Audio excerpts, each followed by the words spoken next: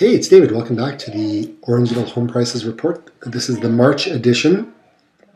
And with this report, what I like to do is I like to basically say, if you're sitting down next to me and we go through this report, I give you a glimpse as to what's been going on in the Orangeville marketplace. So, who am I? My name's David, and I'm a RE/MAX agent here in Orangeville. And this report is an, how do you say it? It's more of a glimpse. It's an average look at what's going on. And there's a lot of different marketplaces in Orangeville. So what's happening on the west end can be very, very different than what could be happening in the downtown core. So when you review this is everything that's been going on. Okay?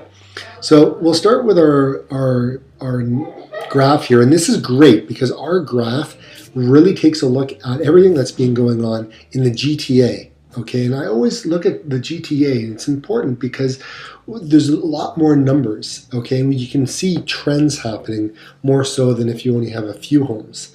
So with this here, we can see what's happened.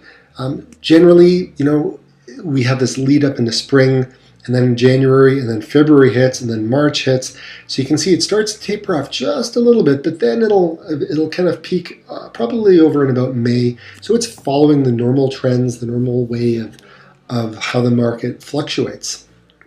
And so with our detached homes, we can see what's been selling. So we had 60 new listings that came on the market with 33 sales. So it gives us like a 55% sales to list ratio. And with this is you can take a look and see that the number last month was 38, we had 50.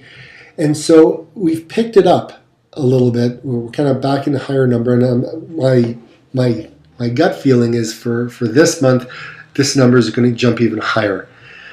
We can also see that the days on market has gone down. And I look at these prices with regards to average and median prices. I look at that, but I'm more concerned with these numbers here as to the trend of what's been going on and how many new homes are being listed and what's been selling. That gives you a healthy balance as to what's been going on. Now down here in the semi-detached, what you can see is we've hit basically 100%. We sold 9 homes when there was only 7 new listings, so kind of cleared out some of the inventory from the previous month. And so the last time that we hit that number was back down in October. Okay, and now mind you, back in October, the days on market was a lot higher than the 24.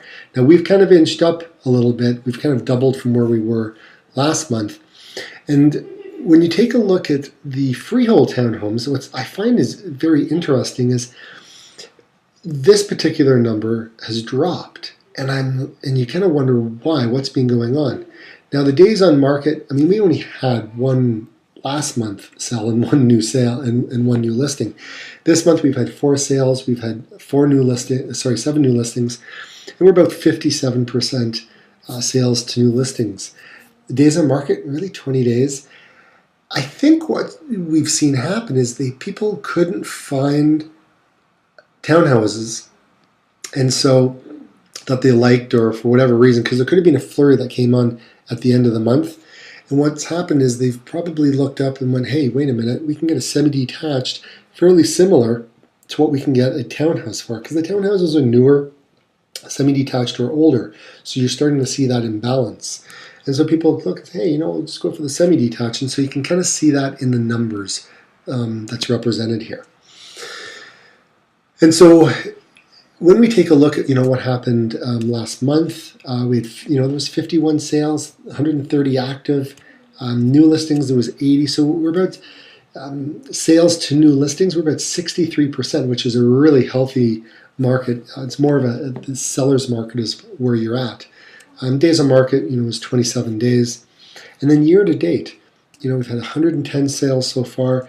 We're basically at a 55% sales to new listing ratio, and 35 days on the market, which again it's all kind of relative, and the numbers are fairly good as well. But again, sure, you can look at those numbers, but then again, if you're looking at what you can get down further, like down in Brampton or Milton or Mississauga, Oakville, what you can get down there and then what you can get here, what a difference regarding price. It's quite remarkable, to be quite honest. The one thing that we don't really look at here is what's been going on in the marketplace with the higher priced homes, like homes that are in the 600s and 700s and 8s and even up to the million. It's sluggish in the marketplace right now. It's kind of, I wouldn't say it's oversaturated. I just say there's more and more people looking, from the 500 and down mark. And even in the 500 marker is having a little bit of a time to get sold. So, like I said, every area has its own little quirks and sales prices and things like that. So if you want a little bit more detail and things like that, there's you can reach out and we can talk more about that. And then these are just some of the nice things that some people have mentioned about us.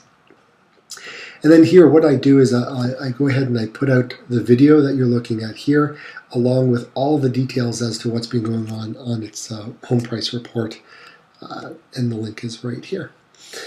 And so what you can do next, look, there's three things that you can do. You can take a pinpoint price analysis, and the pinpoint price analysis it's what's been going on in your neighborhood, your street, okay? And this is where we can talk about what's been going on and give you a better idea. I like to educate people with regards to price, because once people are educated, they can actually see what their home is worth.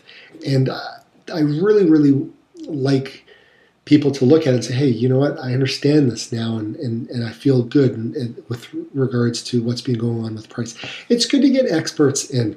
And whether it's me or whether it's somebody else, it's just, I find it's very, very valuable, and it's very important to get somebody in that knows what's going on, that works day to day in this industry. So it's really important. The second thing is the room by room review, and this is I have a book that I created, and it goes through. It's got a checklist of the things to do, things not to do, and the things to just literally stay away from. And we go through this, and we want to make sure that when you're getting your home ready for sale, there's things that you can spend $100 on, and it just makes the boat go easier, so to speak, when it comes to the sale. Or there's things that you could really just stay away, don't bother doing it, it's not going to bring in any value. And then there's things like you really want to do this because it's going to bring in such a bang for your buck that if it's in your budget, then you really, really, really may want to do it. So there's things like that. And then there's the silent market. I've got over 8,000 people that we send emails out to with our Orangeville Daily Homes videos that we do every day. And so when it's time to get ready to get the property in the market, and a couple of weeks before, there's things that we can do and maybe match up a buyer with the person that's selling to alleviate any of that showing time and things of that nature. So those are some of the things that you can take advantage of, and this is our March report. So until next month, have a good one, everybody, and we'll chat later. Bye for now.